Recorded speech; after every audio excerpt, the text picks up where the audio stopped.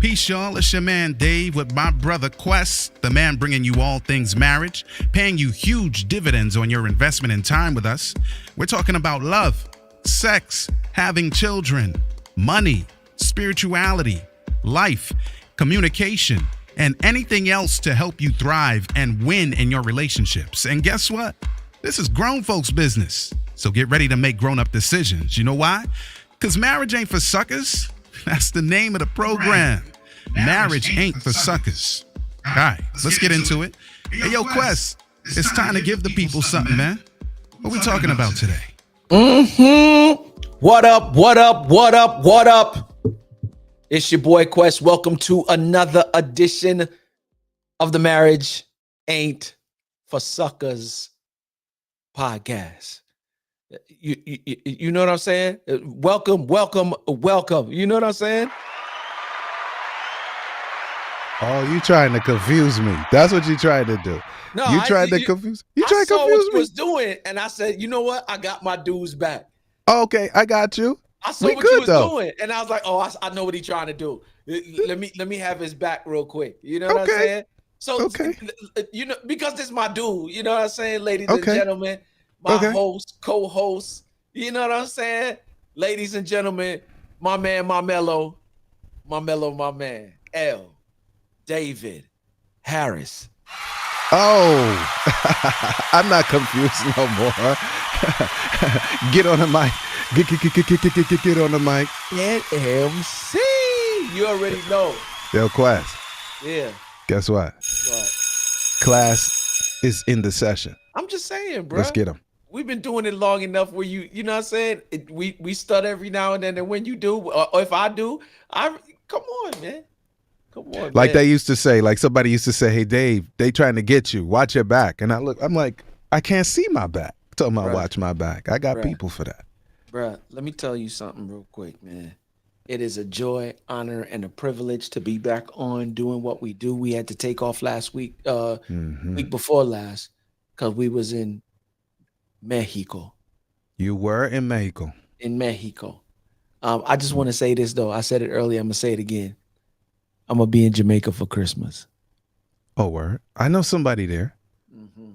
I know a few people there. I know you know. I know somebody there, too. Oh, word? And yeah, what a coincidence. When we do this for the Christmas edition, we ain't gonna have to do it while I'm here. And you know what I'm saying? You over there. We're gonna be able to do it. We're gonna find a spot under the palm trees. I don't know. We might do it at, you know what I'm saying, Bahia Principe. You know what I'm saying? Okay. I don't know where we're gonna do it. I've been there a couple times. You've been there a couple times? Yeah, and I can think of a couple places it might work. I love it. Like, you know what I'm saying? Let's get in. I will be bringing the caster with me. Oh, come on. Dang. You know what I'm saying, D? You know what I'm saying, D? Oh, we about to do the doggone thing. Okay. Yeah, man. Hey, real quick. Yeah. You already know how's things on the island. Yeah, life is life, man. It's extra hot. It's like some kind of global warming. I don't know what's going on because y'all get the heat over there, not me. Bruh. But it looked like y'all U.S. people sent some U.S. style heat over here, man. And it's not even June yet. So, but I ain't complaining. It could be worse. I will say this, right? I will say that, yeah, it should be a whole lot hotter here by now. I mean, not to say that the weather is cold, because it's not cold. I'm thankful for that. But we've been getting a lot of mid 70s. Usually it's upper 80s by this time. But I ain't mad. It's gonna creep in. I know it's gonna get hot though. Yep. And when it does, yep. Real quick, D, I wanna do something, man. I wanna shout out. I want to shout out your girl Cynthia. Oh, you want to give Cynthia a shout out? I do, because she has legit given me hope again. You know what I'm saying? Oh, yeah. She is legit giving me hope. You showed me a video earlier on, and I promise you, in the name of Jesus, she's anointed. Okay. She is anointed with a gift. I saw a man who had no hairline, and then he had a hairline. To God be the glory, great things he has done and continues to do. You know what I'm Listen, saying? listen. Let's give Cynthia, Cindy, Oh, a great Cynthia. big hand of applause. Yeah, Cynthia Cindy. That's Yeah. Sister Jones right there. Yeah. She has no idea how I'm gonna be sending men and women to her. Oh man. She has no idea. I didn't realize she was doing that. And now that I see that, there are people I know that really need her services, and it is I an need it. incredible service. Yeah, I need it. I need it. I Yeah. need it. You know what I'm saying? I look at Mason now. Mason, you know, sometimes he just got that look, or it might just be me in my mind, like this was you at one time, and it's no longer you. You know what I'm saying? Because Mason got locks, bro. Like Oh, word. Mason's hair is like down his back. But you don't, yeah, when it's wet, you see it. You see the full length of it when it's wet because it's so curly, but it's like just past shoulder length. So he's got Samson. exactly. So he's got this one part that goes here and it Yeah. goes all the way around his head, but it's in line with this line here. So it looks dope. And then everything below that line is like shaved, but you can see the prominent part all the way I around. see. So he likes to put it up in ponytails on top of, oh, bruh. And he Okay. look at me like, Father. oh, Father. when I tell you I'm hot. Shout out to the Fontaines. Good afternoon, y'all. Yes. So we're thankful. And yeah, shout to Cindy. She's doing a good job. She also does nano, what do they call it? Nano brows. Nano brows for women who, well, I guess maybe it's not only for women, but I would expect that it would be for women. Nano blading or something with brows. And it is exceptional. It looks exceptional. She's very good at what she does. So there you go. I love it. I love it. I love it. So real quick, I've got some calls this week. Some people in particular, actually two particular calls that I got this week. And like we say it all the time, but I want people to understand that there are a number of marriages in trouble. And if you're not careful, intentional, and deliberate about yours could be in trouble too. Correct.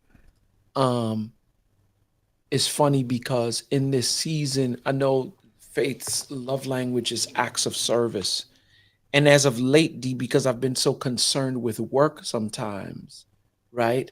And my work is like in my head is 24/7, 365. I'm always thinking, always such that you know the analysis of or paralysis of analysis. Yes. That is a regular thing in my life. Like I'm not doing nothing else because I'm deep in thought about how we gonna pull the next trigger, what's the next move gonna be, right? And I had to be careful, and I caught myself. And Faith came to me the other day because she had a lot of work to do, and she wanted to get some of the house cleaning because she's home for 3 days out of the week. So she was like, "Daddy, can you do the floors?" And I was like, "No question." But in my mind, I started checking myself. Why she got to come and ask you to do the floors? Put it on your calendar, whether it's once a week or twice a week. I mean, I'm sorry, once a week or once every 2 weeks. Put it on your calendar and mop the floors. I went beyond mopping the floors. I went mopping the floors, cleaning the counters, cleaning the stove, you know, the cabinets, everything. Why? I wanted to get back to the basics. And I wanted to perform the maintenance necessary so she don't, I mean, and not that she does, because there's nothing that she won't ask me that I won't do for her unless it's something immorally, and then she wouldn't even do that. And you don't have that. That's not a thing. Because that's not even a thing here, right? But in my mind, even though she's not saying it, I'm checking me long before the check has to come. Why she even got to ask you to do it? You know that it needs to be done. You see her doing that and so much more. Do me a favor. Put it on your calendar. Take it off her list, and you do the floors. You know, it's interesting, Quest. I know Yeah. we didn't talk about it yet, but y'all see that the caption for today is keep your vow, Yeah. right? Keep Yeah. your vow. And we've been teasing you all that we're about to kick off our I'll call it a marital success coaching Let's program, go. Let's go. right? And that is what it's called. Keep your vow is the marital success coaching program. Absolutely. And Quest, in the first week, I know I'm preempting some stuff. Oh, come It on. has to do with love languages. Yep. Yeah. It Yep. has to do with love languages, like how to discover them, and we'll shoot you a link about how to do that. And then what next? That's in the first week. I know you just talked to me 2 days ago, Quest, but I've been working, bro. I know, bro. Yeah. And here's the thing to that to it too. D, what I wanted to say is that there are two couples. Shouts out to Flip, man. My boy Flip up in Raleigh, North Carolina. Shouts out to Flip Harvey. And have you seen Nikki yet? You know what I'm saying? Him and his wife are in real estate. Okay. Two couples called, and one of the couples, I was like, yo, this is a couple that like was a staple. They're supposed to be together.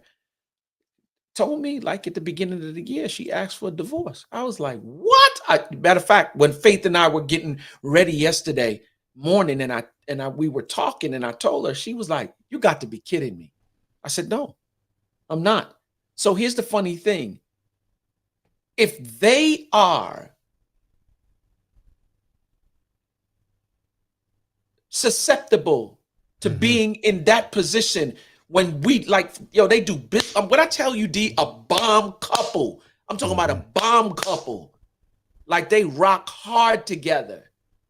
And I'm like, what transitioned between last year and this year, which further lets me know that it don't take nothing more than a couple of months. I'm a firm believer in the fact that life happens in a 30, 60, and 90-day window. Anything can change in that period of Yes, sir. time. Yes, You sir. could be loving today and hating each other's guts within a 3-month period. Yep. And so I'm saying, D, when you say keep your vow, like for real, this one that we're about to take off on, like this is going to be major for so many different people. Because as you talk about the love languages, I love the relationships where y'all got the same love languages. Wonderful. I love it. Isn't that We wonderful? both got physical touch. I rub on you, you rub on me. I like to rub on anyway. You know what I'm saying? Because that's how I like to be. Rub on me because I'm a rub on you. You know what I'm saying? I'm gonna hold your hand, kiss your face and your neck. Hey, you know what I'm saying? No problem. You don't have no problem with that. Yep. Me and you got acts of service. All right, I'm gonna take out the garbage for you on, you know what I'm saying? Because for real, I like acts of service. I like when you wash my clothes. So I'm gonna do these things for you because it's lovely relationships when your love languages are the same. But what happens when your love language is acts of service and mine is physical touch? Then what? Then what? And all I want to do is be rubbed on because that's my love language. Now you get, oh, I love it, D, because now we're confronted with a little bit of a challenge. And I love challenges because they introduce you to your authentic self. You find it difficult to wash the clothes because you're not doing marriage for marriage. You're doing marriage for you. Now you're speaking my language, man. There it is. Yep. We got to master that. Master ourselves. Master your authenticity. Like, be honest. Yep. And how many times have I said this over the years, Quest? Like, since like 2017, like, to thine own self be true. Yep. That was some incredible advice that Polonius gave to his child as he was going to university. Probably not in this context, right? But still. And then he's like, yo, listen, if you're true to yourself, then you cannot lie to anybody else. You see? Because if you lie to everybody, I'm saying, if you lie to everybody else, you're going to lie to yourself too. And vice versa. Go. You lie to There yourself, you you're going to lie to everybody else. Yeah, shout to William Shakespeare. I don't know a whole lot, but I know about that one. Yeah. To thine own self be true. And authentic people have at least the baseline building blocks for success in life and marriage in particular. Because if we're dodging the truth about ourselves, my goodness, man, who am I presenting when I'm with my wife? Like that song, unfortunately, it's not really the most positive, but it put Shaggy on the map. That song, It Wasn't Me. It wasn't me. And it was a, you know, it was supposed to be this sort of tongue-in-cheek denial of infidelity, like between the guy and the woman. And the guy is just like, yeah, whatever you saw, that wasn't me. Yeah. And she definitely saw it. But the point is, if I am constantly lying to myself and then I begin to believe it wasn't me. Yep. Whatever responsibility I have for my actions or inactions in marriage go completely out the window in my own brain. And then I'm trying to communicate to you that I'm not responsible. So if I'm not responsible, that means I'm irresponsible. It wasn't me. Not good building blocks for keeping my vow in a marriage.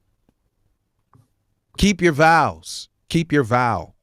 But here's the funny thing too, D. This is the reason why, like, for those who know, like, you know, I run a marriage community called the Greenhouse, and it has a couple other components there as well.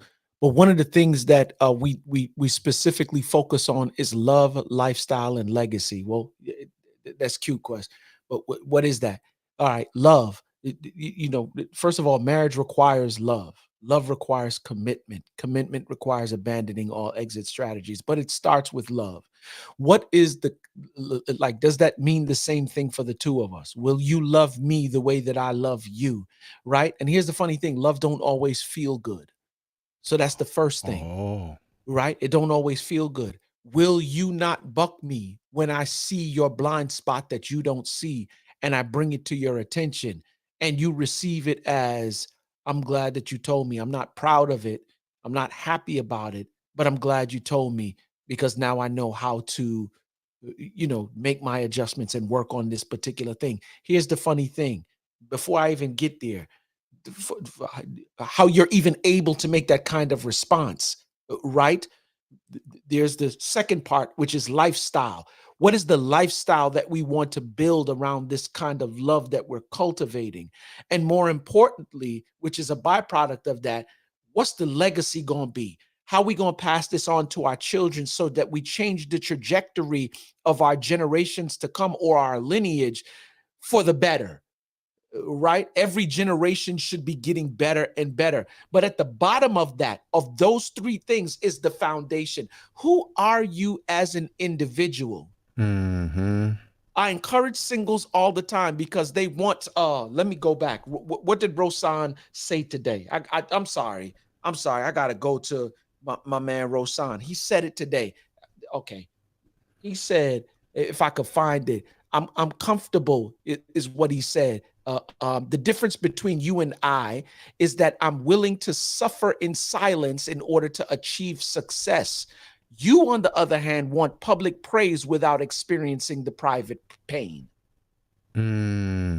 So in other words, we want the end result without naturally going through the process to achieve it. If that's who you are, then you don't need to be in anybody's relationship. If anything, we're talking about keep your vow.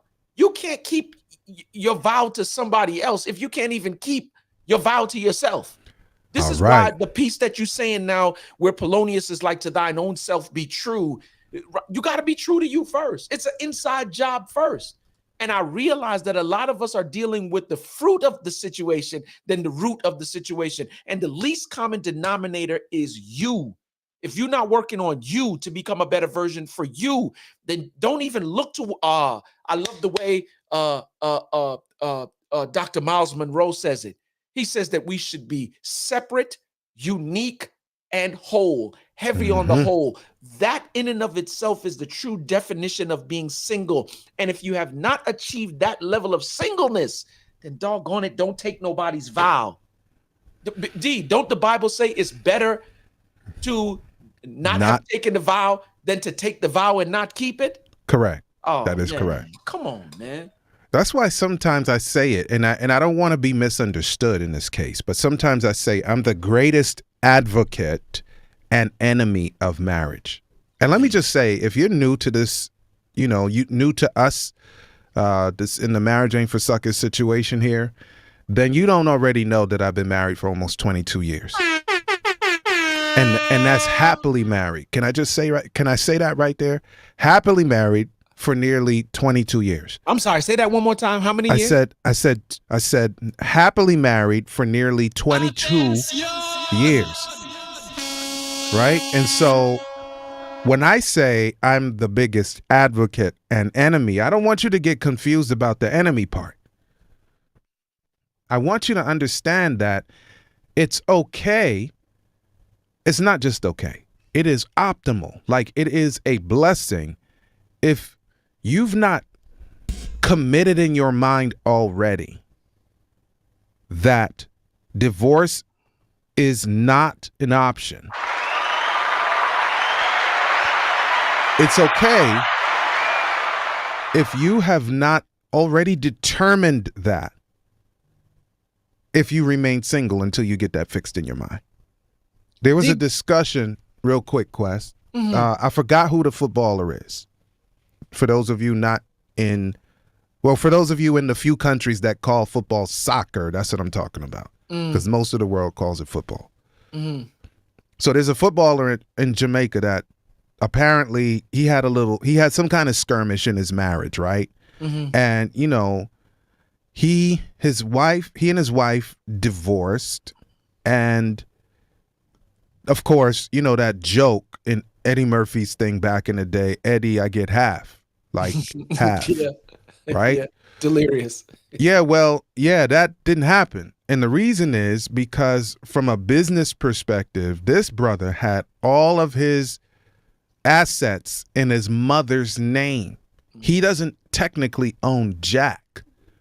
So nothing from nothing leaves nothing. And so now he and the wife, or former wife, now there's this thing and so in media and social media, there's this discussion of should he have done that? And of course, the majority of people, unfortunately, are like, of course, he has money, and what if it goes south? And I'm like, pause, is that a marriage principle? Yeah, no, absolutely not. Is that a marriage principle? You go in with the plan that if this don't go right, then we're protecting our assets, like prenup style, except you didn't do it like that. You were even more, in my mind, you were even more gritty by, the wife didn't even know that was how the assets were set up. So when they did naturally with the dissolution thing, and it was just there's nothing to dissolve. There's no assets. You're on your own. So many things wrong with that, bro. So many things. I mean, first of all, divorce wasn't an option to begin with, but that's for real. If it's an option, you're already starting wrong. Starting off on the wrong foot. So pause. You don't have to do it. You don't have to get married. You can pause. But here's the funny thing. People will always say, well, what if I got into the relationship and I got into it with a bad person or with somebody? Of course. Okay, yeah. Well, in the beginning, you chose nothing. And I hate when people say that, I was lied to, or I was, you know what I'm saying? No, you weren't lied to. You chose somebody who was a reflection of who you were spiritually. Because when you are unique and when you are separate and you are whole, you know a whole lot more about what you don't want than what you do want.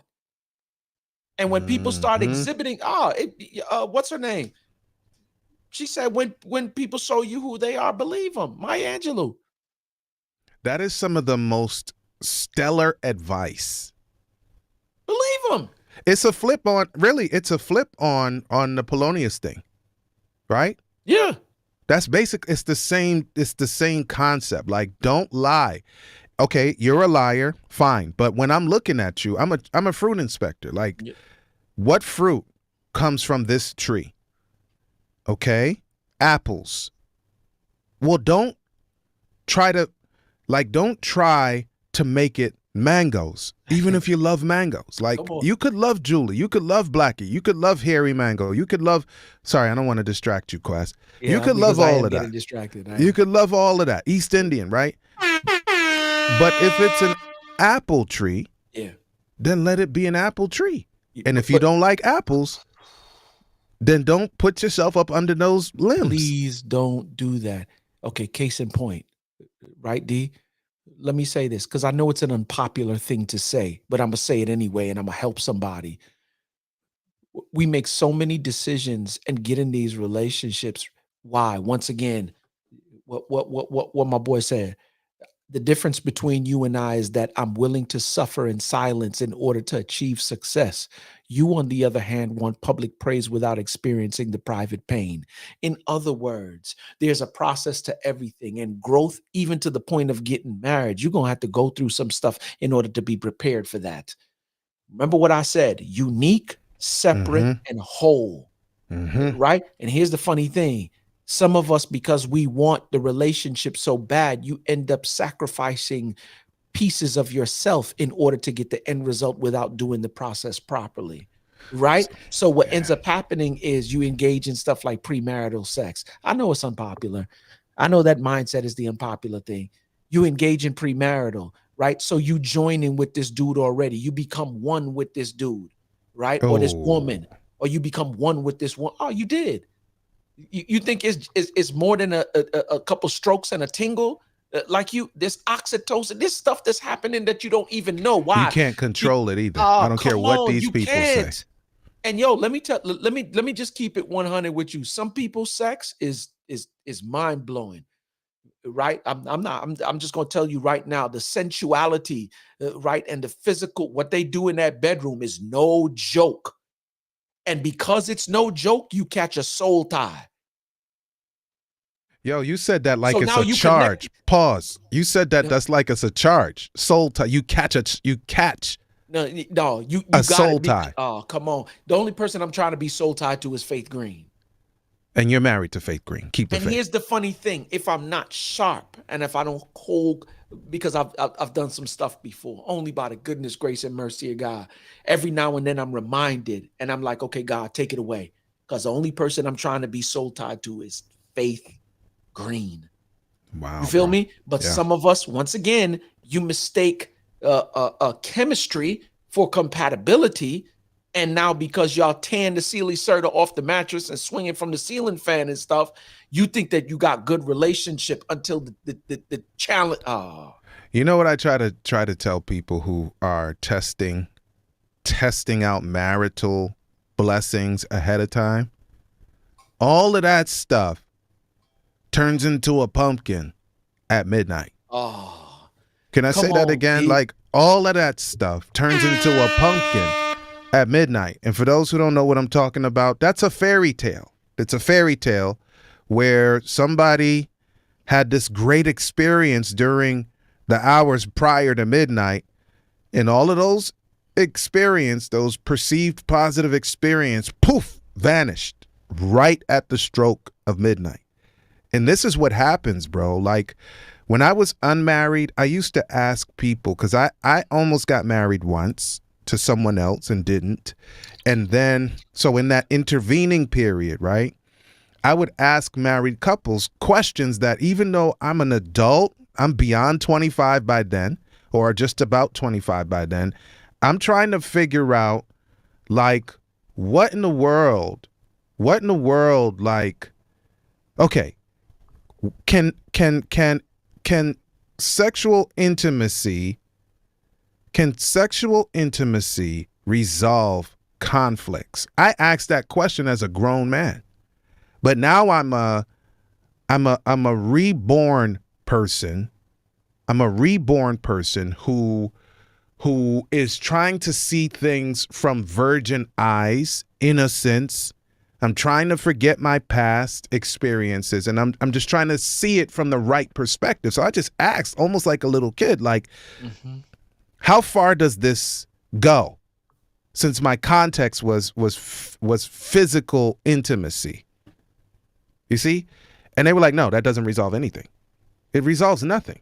You can't use that to fix anything. So for people who are having these wonderful or what they perceive to be wonderful premarital sexual experiences, when you do tie the knot, if you do tie the knot, I promise you, your perception of those same experiences will change.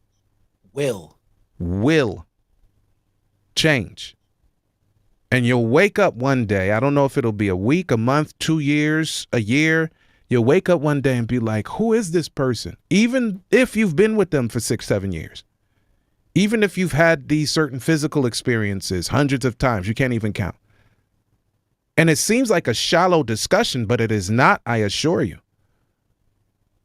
So we have to be honest with ourselves and say, boy, all of this sort of test stuff we do, all of this sort of romanticizing of things that we do before we get married, not being honest with ourselves, that stuff blows up in your face. Bro. It just does. So, okay, but we're married now. Keep the vow. Keep your vow. So one or two things is going to happen. Either we're going to be married and live miserably, or we're going to be married, check the pain points, make the, I told y'all, I went to the chiropractor. I kept putting it off.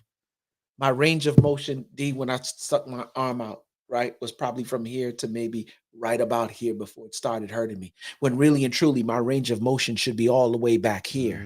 But when I got to right about here, I would start feeling the pain. And she said, I know what can help that. There's a technique that we use called scraping. And it's where we use this silver, overgrown, it looks like a oversized butter knife, right? It's very dull on the edges, but it very much looks like a knife.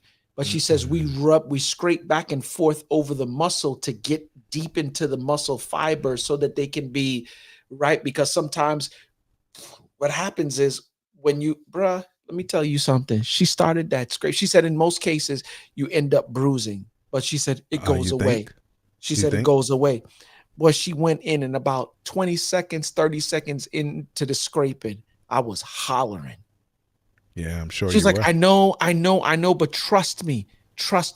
She said, you'll start seeing immediate results. I was like, all right, good.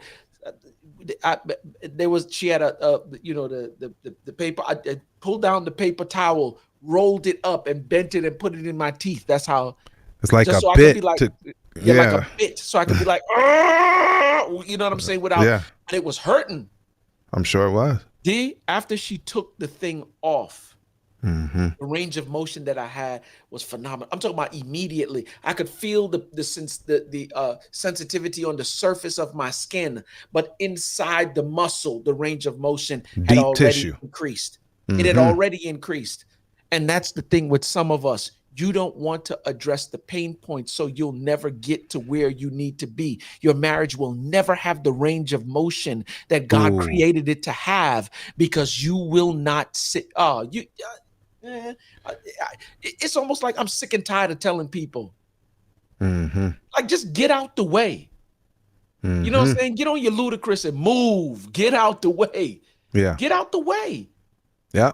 And let him have access to the pain points, because if you address them, here's the funny thing. Not only will your marriage, if we're, relatively speaking, will get the range of motion that it's supposed to have, you're so much stronger on the back. Oh, man. Yeah. I don't think that the people who go for doctors of osteopathy, chiro, and other manipulation therapies, I don't think once they've completed their programs, that they have regrets. For the most part, people who complete the programs, people who complete PT, if they've done everything that they were supposed to do, they don't regret going. They don't regret it. During the process, you probably don't like it. Here's one of the things that I don't like: stretching. I hate it. Because every time I gotta try to push it a little bit further than I did the last time.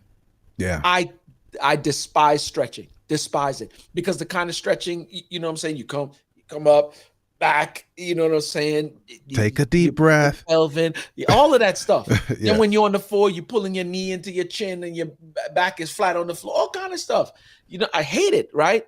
Yeah. But the funny thing about it is that every time I stretch, my range of motion gets better. Yeah. I'm able to do some stuff that I was not able to do before. So you're saying that we need to stretch in marriage. We cannot become complacent. We cannot become comfortable with status quo. So now we need to enact or activate areas of our lives so that we can move beyond the point where we became comfortable.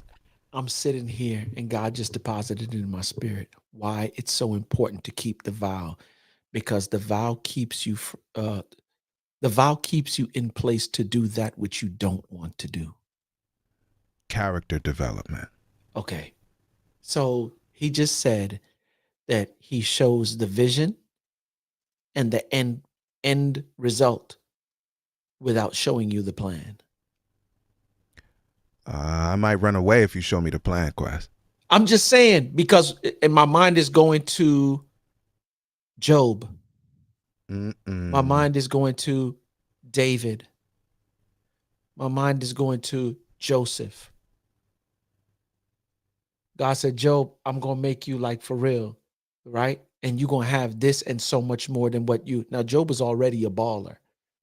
Yes, sir. And he right? was holy. He was holy, but he was a baller. So He had some stuff. So he's paid and holy. And holy. And so whatever he went through was not punitive. It wasn't No. that he missed something. It wasn't that God was trying to get at him. So he's holy and he's paid. Yep. P said we ain't responding to the people that's live. And he said we got some. Oh, I got to look in there. Yep. I see. I put him on the screen. Okay. Yep. So Flip said he driving and Pete came. Yeah, I put it right up on the screen. Okay, good. So let me say this, right? I was saying that he takes us through this process, right? Holy Ghost, give it back to me. Give it back to me. Yep. It's important that, like, for real. What I was saying before is that you keep the vow. What is it that? Okay, that's it. He shows you the end result. He shows you what the outcome is going to be. He shows you what the vision is going to be, but he don't show you the plan. And I'm sure that if he showed the plan to Joseph, because he gave him the dream, he said, yep, they're going to bow down before you, all of this stuff. Joseph didn't know that he was going to be the second in command in Egypt, over all of Egypt. Yeah. And you know what's interesting? Sometimes people try to wash them out on Joseph and make it seem as if he was proud because he shared. And it's like, pause. God put it in your mind.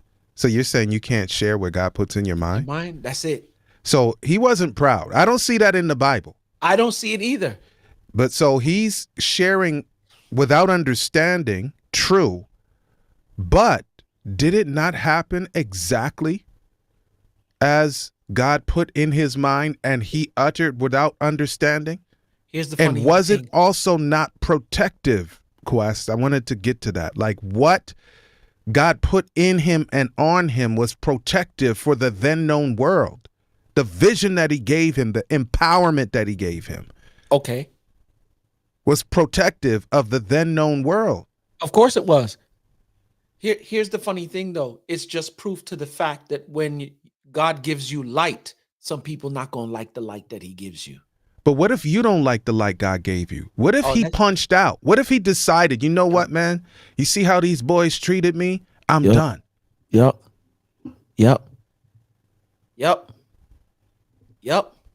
So what if you don't like the process that you're going through as you struggle to keep your vow and you decide, you know what? This process is so horrible in my mind, I'm going to quit. This is the reason why I believe, D, that why we have the greenhouse, why we have a community. I believe that it's important to keep people around you that will keep you accountable to the plan God put in place. Full stop. I believe that. In this season of my life, I'm 50 this year, right? Shout to the 50 crew. Half a You know what I'm century. Let's saying? get them. I am unapologetic about my light in this season of my life. Yeah. I realize that when I operate in the fullness of my authenticity, that there are going to be some people who don't like me. That just simply means that you are in my life for a reason or a season, and that time has now come to an end. It was good while we spent our time together, but now I'm heading in a different direction now. Because some people, and then because of your authenticity, those who stay with you are your ride or die. Yeah. That's it. That's it. And that's why it's important to keep the vow. Because when I start operating the ways that I do as a husband, aka prophet, priest, king, provider, right? You are either going to rock with who I am in terms of me keeping my vow, or you not. Either way, I'm keeping this vow. Because what I've realized is that when you keep a vow, you're in essence acting in obedience. And your blessings are wrapped around your obedience. Bro, I decided come on. before we got married that divorce wasn't an option, right? And I make the decision every day and have made it every day since that divorce is not an option.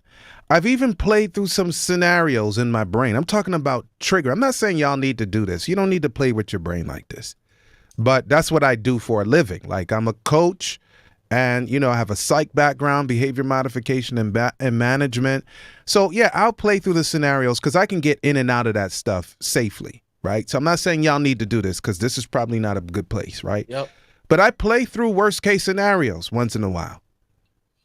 And in my mind, I know what this worst case scenario is. And I'm like, nope, I'm not divorcing over that. Could it be a schism? Yeah.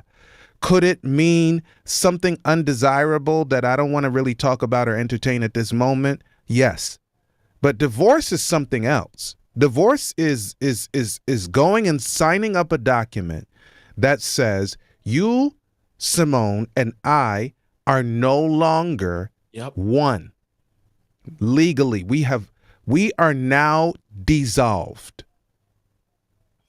And I'm like, nah, I'm not. No. Worst case scenario, there's a lot of little stuff I don't want to deal with, and it'll be painful, but no. I say no to divorce. That's just me. In 2023, that's still my decision. Here's the funny thing, though, D. From somebody who has divorced, it's going to be a whole lot more people divorced. You know why, though?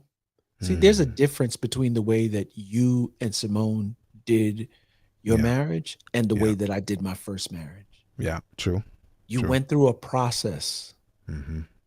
There are some T's that you crossed and some I's that you dotted. Yes, sir. Right?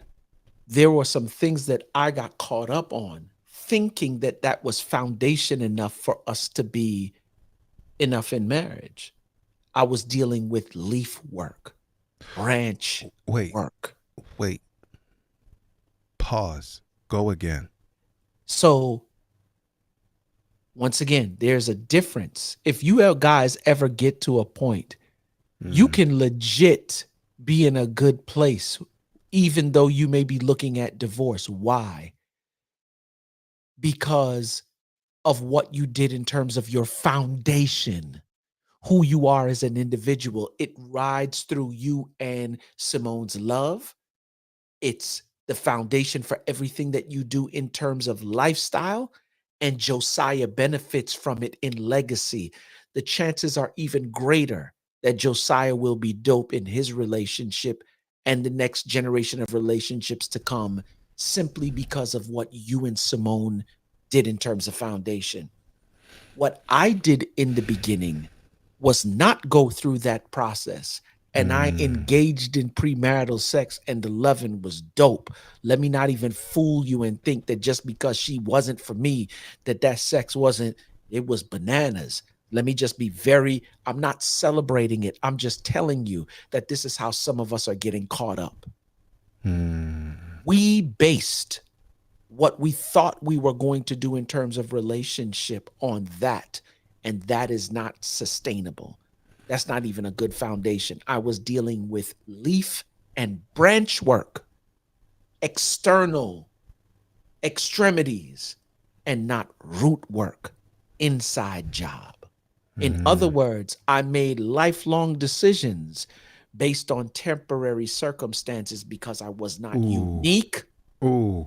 I was not separate, and I was not whole. You cannot make lifelong decisions based on broken. Oh, come on. You just can't.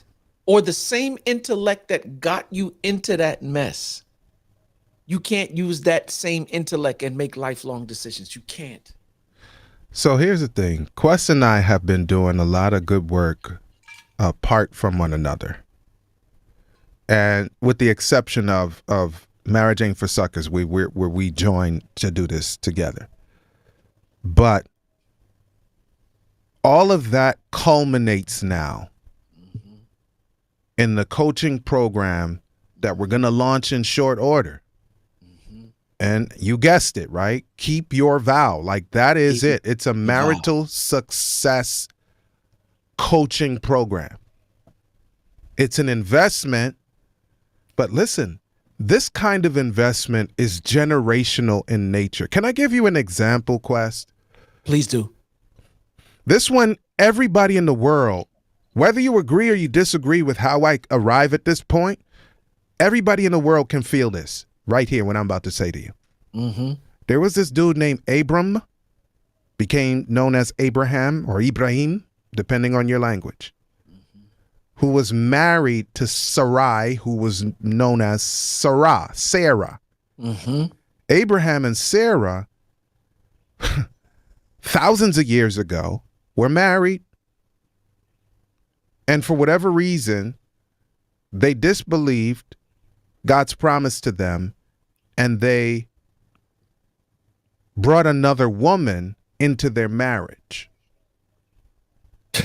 Long story short, Abraham has sexual relations with Hagar, probably a wonderful woman.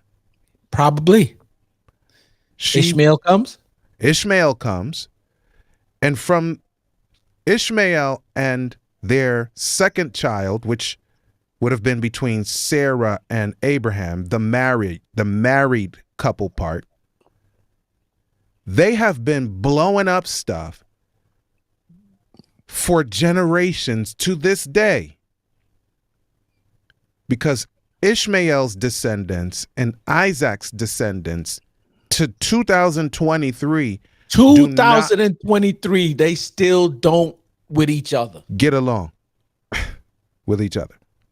There's a dude that was fired from CNN a few years ago, and it was because of it was Abraham's fault.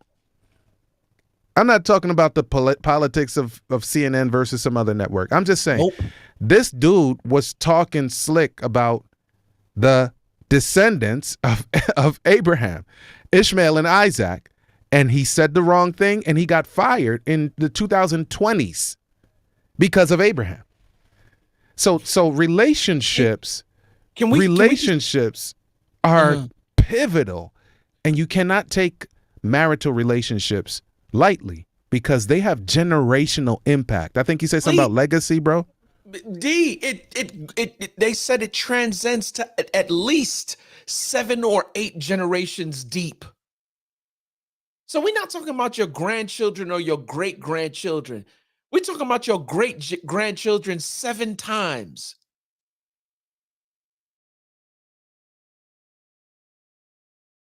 And that's not what I say. That's stats. That's numbers. Men lie, women lie. Numbers don't. They've done the studies and seen it over and over again. This is the reason why when people in politics and all this stuff say X, Y, y'all don't even know some of the stuff that y'all did in terms of history have still effect to this day and time. This is the reason, and I got to go back to it, why it's important to be unique, to be separate, and to be whole. Why? Because when you make a decision to make a vow to live your life with somebody, not around, but do life with them, it will have long-lasting effect 7 or 8 generations later. Yeah. So what we want to do, among other things, is help people to do just that. Keep your vow. That is part of why J. Quest Green was born and L. David Harris were born, and part of the reason why Providence saw fit that when we were young boys in New York City, Come on. we were friends, and now we're men who love our spouses and children.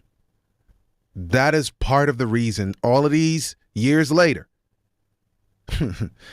that we exist. We're alive. And it's like, and I want you to get that impact, because again, one of the 3 pillars that we embrace in this context is legacy. So you have to see that there was something in someone before you and before them. And so if you have that awareness, it doesn't matter at what point you get that awareness, because we can't go back and fix stuff. But at whatever point you get the awareness, if you begin to move with legacy in mind, how this will impact generations, then you got a good place to start. Yo, shouts out to Pete. My man said you don't have to post this on the screen. He said, but we need to start these relationship discussions from high school. Correct. We are late in relationship, marriage prep in the 20s. Yep. High school students start doing this wrong. No blueprint. They looking and trying to mimic what they see on social media and TV, but the impact is far reaching. I'm just telling you. When my little guy, Josiah, I don't call him that in real life no more. I call him Young Lion. When he turned 12, we compacted that. We gonna done with my little guy talk. But his perspective on marriage is healthy. And it's not because I sit him down and have long conversations. There is a way that he sees marriage in his household. There is a way. And if he goes a little sideways in how he treats his mom, then I check him as a man. And I'm like, listen, little dude, listen to me. There's certain ways that you don't, 1, treat my wife, and 2, your mother. You're a young man, apart from the mama, yes, Quest, but you're a young man. That is a woman. There's a way that you interact with and respect a woman. Absolutely.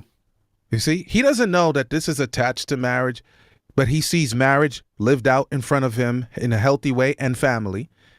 And then when he gets these, sometimes he gets checked and he don't like how it feels, but he gets the message like, oh, wait a minute, pause. I can't, because she's my, and my daddy don't. Like sometimes Simone will be like, listen, my husband don't even treat me like that. This is what she says. She doesn't say your father. It's like my husband don't even treat me like that, bro. So fall back. There's so many messages being sent right there alone in those few little words. I'm just saying. Bruh. So Josiah's getting the goods. He's getting the positive. He's getting the good stuff at age almost 13. And so, yeah, I'm with you. I'm with you on that. So yeah, I think we can drop a jewel or two, let him go, man. I would just say, D, like for real, it's real simple. Keep your vow. If you don't understand the depth of your vow, then why did you take it? Yeah. You know what I'm saying? And for those that are not married, do me a favor.